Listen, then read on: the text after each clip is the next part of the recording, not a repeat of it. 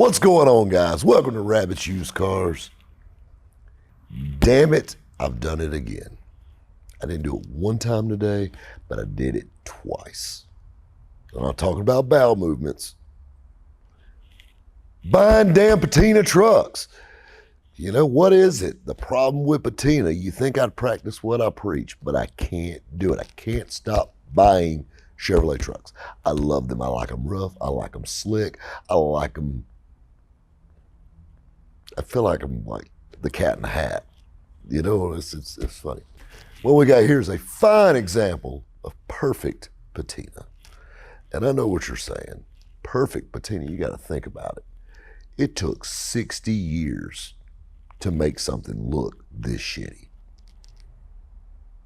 You got to think, it took 40 years to make something look this shitty.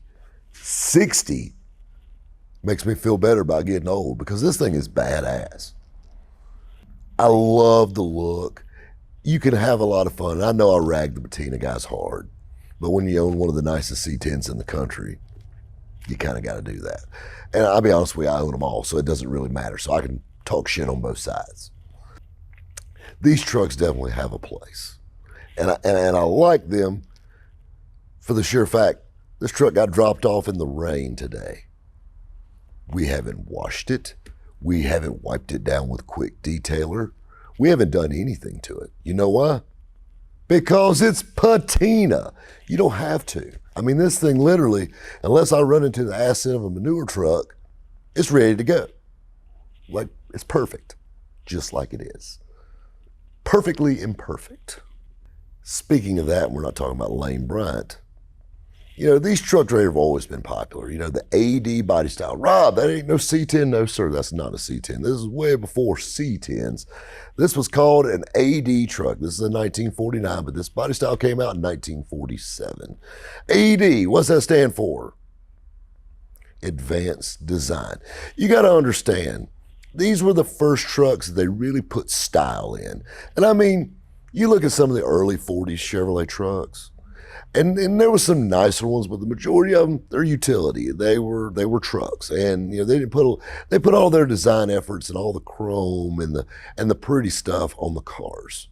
And the trucks, this was made to work. This was made to have fun in. You know, you take your honey to the movies in this, you earn the money to do that in this. 47. A lot of things were changing, shifting gears. You know, you had a lot of people selling trucks. A lot of people don't know this. Everybody sees those damn Ford commercials. You know, oh, Ford trucks been number one for more, blah, blah, blah, blah, blah. That's bullshit. 1947 to 1955. These were the best-selling trucks in the United States, hands down. Look it up. It's fact, period. They made tons and tons and tons of them. You know, between Chevrolet and GMC, which the GMC was pretty much like this, just like Hound Dog. Crown Electric Elvis truck we had, God, that's been, damn, almost a year ago. Crazy how time flies. This truck, what I like about it is you can jump in it and drive it. And you're like, well, you know, it looks a little rough around the edges, but it sits cool. It's body dropped over a Monte Carlo chassis. Disc brakes, power steering, power brakes, tilt wheel. Got good tunes. You're like, what's motivating? It's got a LS in it. No. I had enough LS shit this past weekend with that damn race car. All these guys start talking like damn techies around me. There's nothing technical about it. This bad boy right here, 454. 454, 7.4 liter. Big block Chevrolet crate engine. Backed up to a turbo 400 automatic. No overdrive, no fuel mileage. And this bitch has got the sound out the back, and I love it. Got that good grunt to it. Just a fun little cruiser. And you can jump around. And the thing that's cool is this truck tells a story.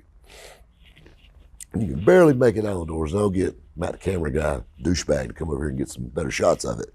But you look at the door. This actually belonged to an oil company in Cheraw, South Carolina, kind of closer to the lower part of the state. I mean, that's where this truck started life. And keep in mind, when this stuff was painted, was the last time this truck was painted. That's pretty cool. You can actually make out a 5-digit phone number at the bottom of the door. That was a long time ago. That's back when phone numbers had like stars and dashes and shit in them. And before it was a hashtag, it was a pound sign in your phone number. That being said, hell, they had letters in them sometimes. I still haven't figured that shit out. But these trucks have always been popular. You know, you got to think about it. You know, back in the 50s and the 60s, you had your hot rod guys that loved them. And then 70s, 80s, all the way into the 90s, your street rod guys love these trucks. 47, 53, they look virtually identical. The only thing that changed, vent windows, door handles, and the windshield was the only thing that changed on these trucks. And so basically at a glance, they all look pretty much the same. Grill stayed the same, all that stuff. Your 54, they changed the grill a little bit. 55, they kept this body style all the way up to half year. And then they went to the newer body style, which looks more like a 55 Chevrolet car in the front with the grill like that and all that. But these trucks, like I said, were uber popular. You know, just a popular, your billet street rock. I mean, I remember seeing these things every time I look at this truck. There was a guy locally that had one that was magenta, like this deep pearl metallic pink. And they cut the top off of it, and it had navy blue tweed interior and like 14 and 15 inch staggered billet wheels on it. And it was hammered down static drop. It's way before air ride. Static dropped on the ground, you know, all the door handles, all the chrome shaved, all monochrome, no chrome on it. You know, everything like, I think it even had brushed wheels on it. They weren't polished, you know. That was the coolest thing ever, we thought back then. This guy absolutely ruined this truck doing it. But you know, now you see it like, oh my God, who would do that? Thank God this one didn't get the same treatment. It tells the tale of these trucks. So they were extremely popular. You know, even the street rods really kind of died out. These never did. They always stayed popular. You know, everybody always liked them. You know, your C10 guys, your truck guys always liked them. You know, so it was always that niche thing there. The trucks have always been popular. And so popular that stores even use these things for displays. Old Navy, everybody's been in one. You know, I wouldn't exactly call it designer, but hey, we were hurting for a title. Funny story about these Old Navy trucks. There was a company that built all the Old Navy trucks. And their job was to go out and find these trucks and patch them up to make them all look pretty much the same. And like I said, you know, some of them would have swinging door handles, some would have push button door handles, things of that nature. But as a rule, they all 47, 53 Chevrolet trucks. And what they did was, is they painted them all that same color blue, and it was all lettered Old Navy Supply Company on the door. They had that stupid plastic dog in the back. These trucks, they put new chrome grills in them, chrome bumpers, and they used them for displays. You know, they'd have a rack in the back with shirts on it, or, you know, decorated at Christmas time. And these trucks lived in these Old Navy stores. Every Old Navy store had one. So they bought a lot of these trucks up. Well, this was the downside. When they bought them, the very first thing they did was take the VIN numbers off of them. And they weren't worried about titles, which keep in mind, with old cars, titles get lost, things like that. And they weren't really concerned with rust and condition, because basically these display trucks were basically covered with sheet metal pot rivets and Bondo just to kind of patch these things up. They're living inside, ain't got to be perfect. They put the shiny new parts on them, and you all had the red steel wheels, the little dog dish caps, and they all looked the same. And Old Navy used them for years in their stores. Well, then all of a sudden, Old Navy decided they don't want a truck sitting in the middle of their floor. You got to think about that's a high dollar piece of real estate that we could be selling more clothes where this truck's sitting, so they decided to get rid of them. And these things, basically up to the store manager's discretion. I've heard rumor that they were paid to take them away. I heard that, you know, people bought them for $1,000. I heard people bought them $500. I heard a story about a guy that, you know, bought 10 from 10 different Old Navies and did a package deal. I've heard everything. I've read forums on these things. And all the trucks were basically the same. None of them were super nice. I heard some were better than others.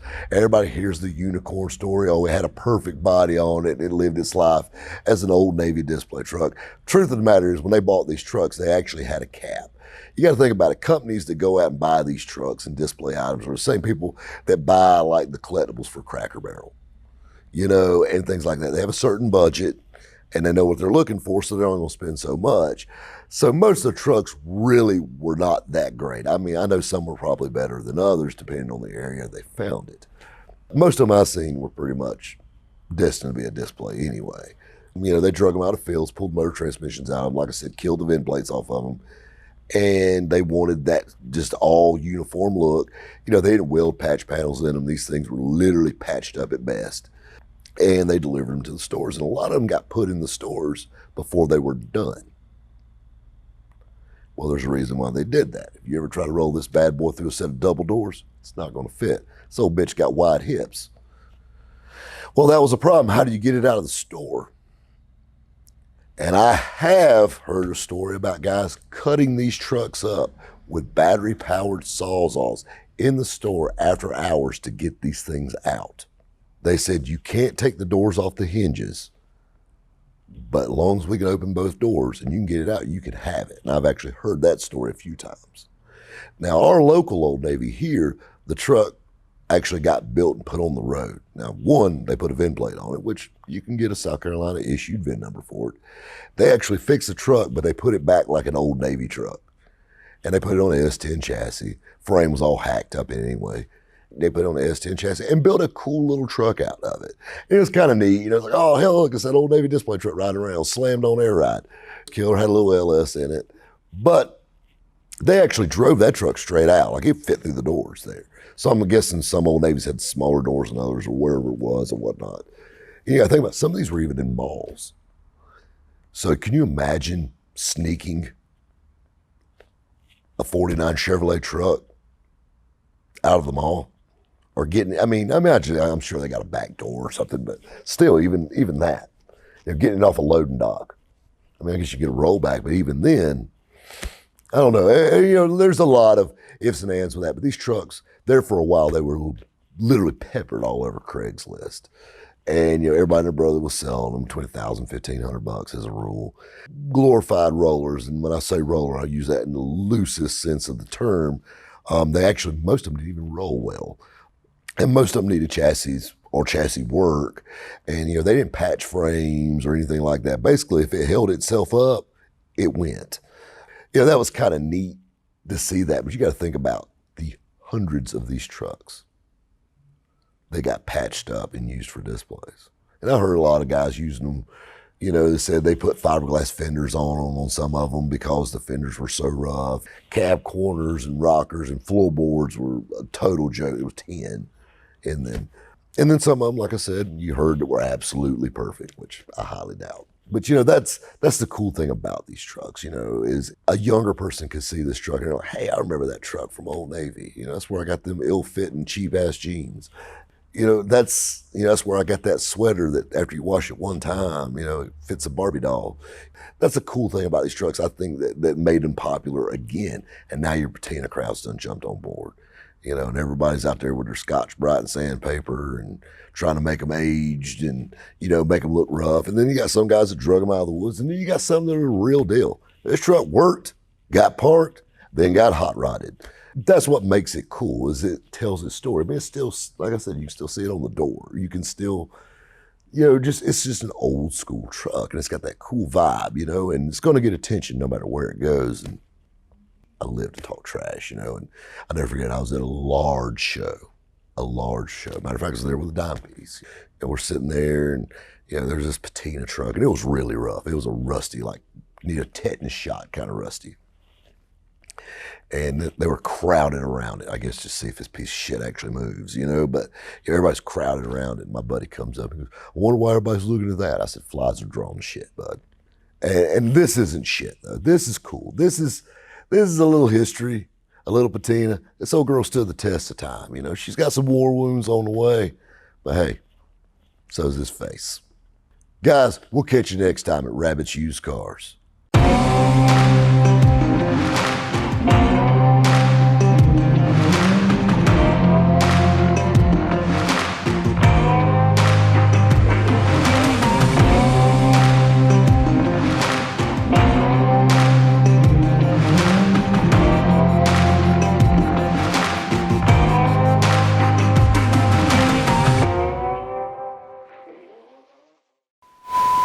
which one of these I do. Is it here, here, here, here is where I need to be? This one. Heard a guy bought him $300. Heard a guy.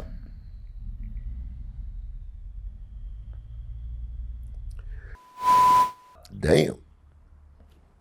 I mean, you got a little cut out of it, but not much.